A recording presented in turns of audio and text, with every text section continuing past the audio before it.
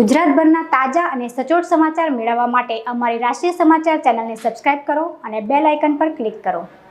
RJD textile પાર્કમાં પ્લાસ્ટિકના દાણા બનાવતી ફેક્ટરીમાં આગ લાગી હતી। 4 માળની આગ ફેક્ટરીમાં જોતજોતામાં ખૂબ જ ઝડપથી પ્રસરી ગઈ હતી।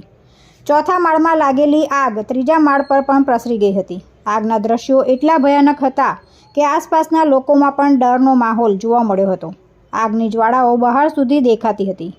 ચોથા માળ બાદ ત્રીજા માળમાં પણ આગ ખૂબ જ ઝડપથી પ્રસરી ગઈ હતી। ચીફ ફાયર ઓફિસર બસંત પરીખે જણાવ્યું કે પ્લાસ્ટિકના દાણા બનાવતી ફેક્ટરીમાં આગ લાગી હોવાની જાણ થતાં જ 4 સ્ટેશનની ગાડીઓ ઘટના સ્થળ પર પહોંચી ગઈ છે। અડાજણ, પાલ, મોરાબગડ, ઈચ્છાપુર ગેટની ગાડીઓ દ્વારા આગ ઉપર કાબૂ મેળવવાનો શરૂ થયો છે। પ્લાસ્ટિકના દાણા હોવાને કારણે આગ ઉપર કાબૂ મેળવવું મુશ્કેલ બની જાય છે। અત્યાર સુધી કોઈપણ પ્રકારની જાનહાનિના સમાચાર મળ્યા નથી। હજી પણ આગ ઉપર કાબૂ મેળવવાનો પ્રયાસ ચાલુ છે। તુલસી શર્મા સાથે રાષ્ટ્રીય સમાચાર, સુરત।